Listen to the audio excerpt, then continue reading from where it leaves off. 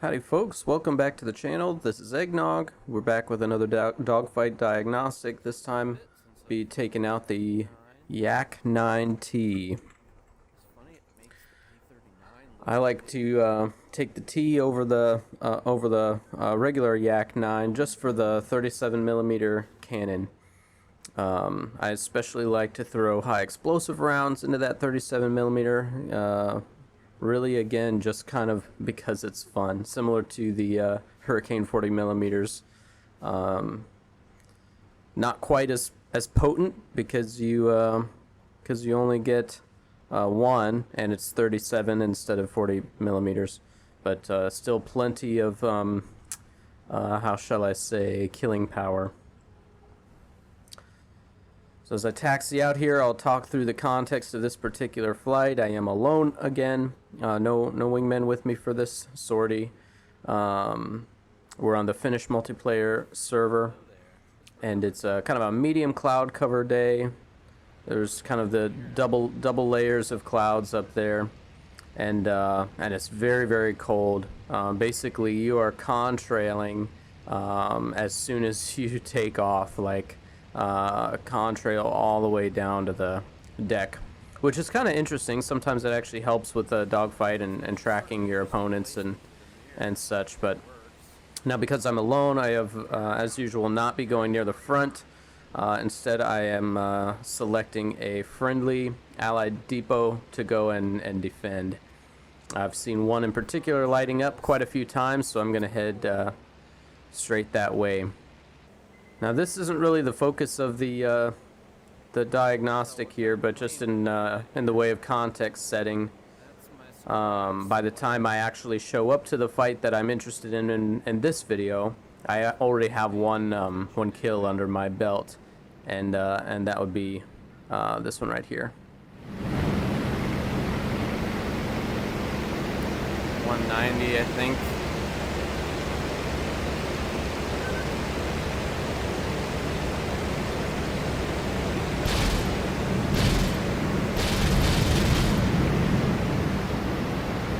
Put a big hole in his wing. He's done. That's the potato cannon for you. So honestly, not really my best shooting, but managed to take him down. The only issue with that is, by the time I get to the dogfight that I'm actually interested in this diagnostic video, I've used some of my ammo, so I don't have a full mag. So that's going to be an interesting addition to the normal challenge of these dogfights. So let's jump forward a little further. So at this point, I'm flying in between the layers of clouds. I've seen a ground attack taking place, and I'm coming down to try and help. I'm trying to figure out exactly what the scenario is. I see one right there. Sorry, that's awfully close to the corner of my canopy, but I've seen one there. I'm keeping an eye on him. I see contrails all over the place down there. I'm looking at maybe trying to get in on this guy. It's just not my greatest approach. But I'm coming in too sharp, so I decided to call that one off so I don't just lawn dart, especially with so much speed.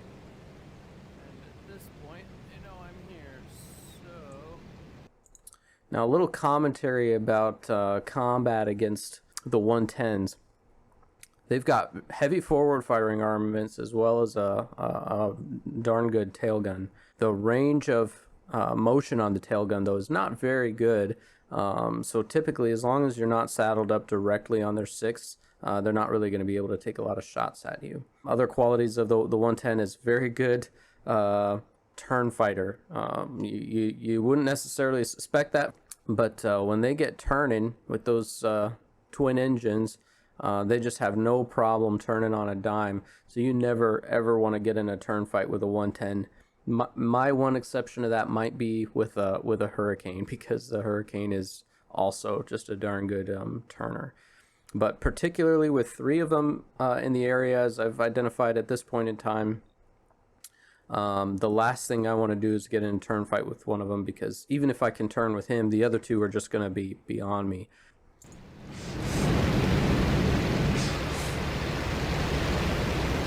Alright, but they are separated, which helps me a bit. So I'm just watching them and trying to pick a good target. None of them are really a threat to me, so at this point, prioritization means finding the easiest target. I'm looking at this one, think I'll go for the high aspect and miss it. And I gotta be careful with my 37 millimeters because you only get, I think it's 30 rounds. So I see a bunch of them actually coming at the target at once here. So I shift targets to this one that's kind of coming down right in front of me. Watch.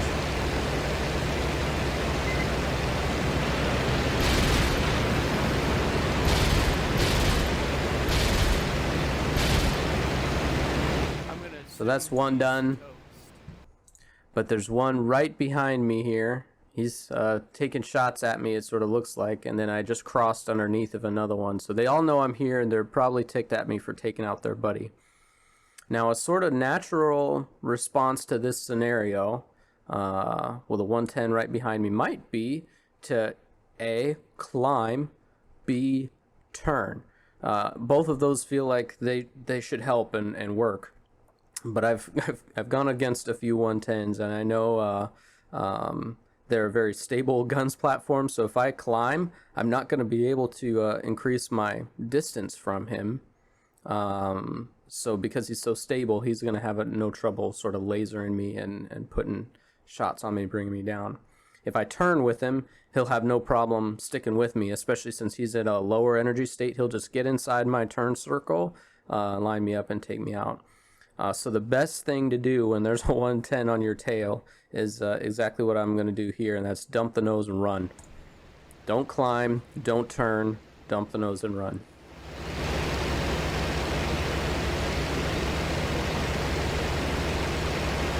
And I'm going to furthermore assume that I'm fast. So now I'm just going to watch him and wait for him to turn off. The moment that he turns off is when I know that I'm safe to kind of return to the fight and see if I can get back on him. So he's turned off right there. A little hard to see him there, but he's just turned off. So now I know I can come around and see if I can get back on. We can see the initial one on fire there. His smoke trail burning away. Poor lad. So I'm going to actually jump forward a little bit here because the next little bit is just me kind of diving shallowly to try and catch back up to them.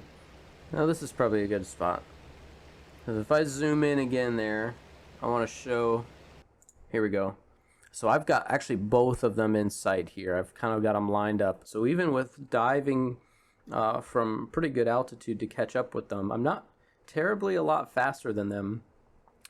So I'm going to have to be very careful with this fight. I'm going to have to really play it safe, which, similar to the last 110 that I engage, is going to mean don't get into a turn fight and don't climb in front of them. So safety first, kids. Don't turn with a 110 and don't climb in front of a 110. So here I'm closing in on him slowly. Keeping an eye on all my systems. Probably could have closed up some radiators to get a little more speed, as my temps are actually a bit on the cool side. At this point, I'm just sort of hoping. Oh, his tail gunner's up, so that's bullets flying all around my canopy. So I'm just going to kind of jink. But look here, he's immediately, as soon as that tail gunner goes off, he realizes, oh, we've got an enemy inbound, and he breaks right. And it's hard to tell, but his buddy breaks left. Let me see if I can get that. Yeah, I can't. So I know they're coordinated. They're working together. So I don't have much time. I'm going to have to try and make a pass here and then try to stay out of their guns, keeping it safe.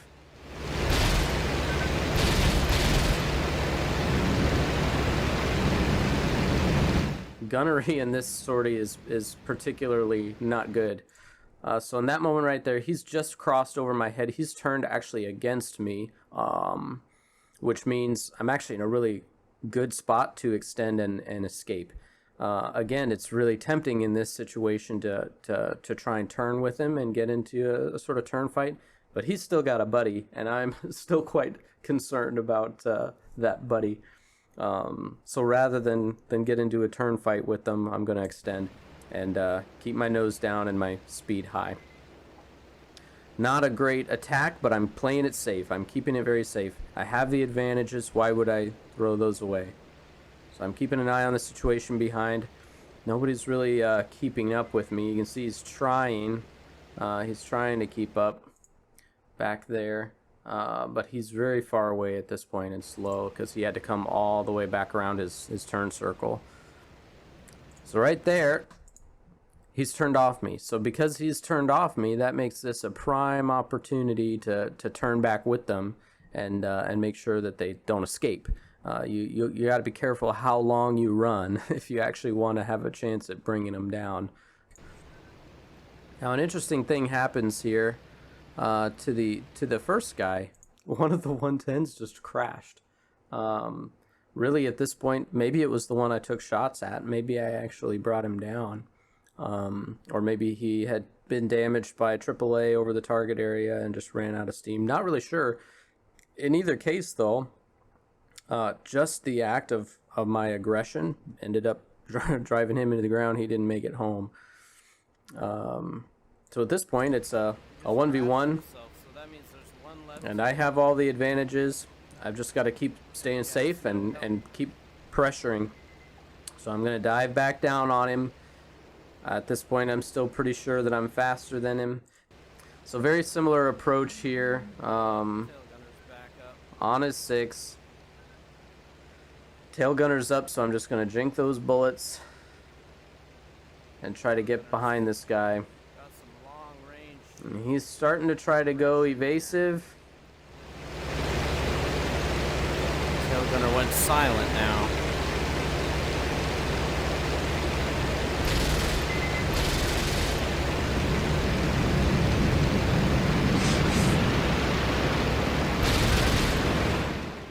Get some little nicks into him there, but he's really doing a pretty good job staying evasive.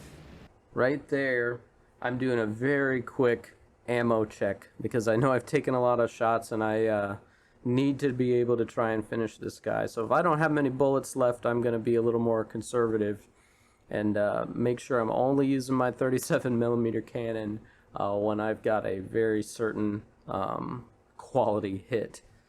So this is a very quick moment, but very key for the next few moments. You see, I've got a shot there. I don't take it though because it's not guaranteed.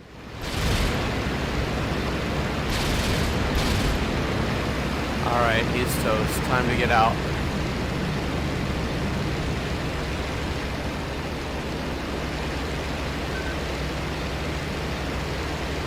Whew. I wasn't quite sure how far towards that enemy front line they might have pulled me at this point, so I just turned my face eastward and run for it. So that was the end of the dogfight. 3 110s and I guess a 190 early on, but really focused more on the fight with the 110s there, which I just played very, very safe. 110s can be a very dangerous threat in the right hands, and they can turn the tables of a fight very, very quickly.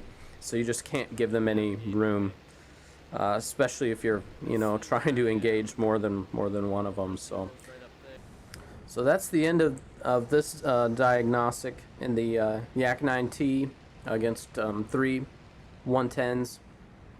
Again, the main takeaway is just the importance of playing it safe, keeping safety first amongst your priorities. Can go a long way in maintaining, your probability of survival. So hopefully that's helpful. Hopefully that's something you can take away and benefit in your own engagements. If so, if you found this helpful, entertaining, I'd hope you think about dropping a sub or a like. And otherwise, that'll be it. Thanks so much for watching, and we'll see you in the next one. Not a bad landing, if I do say.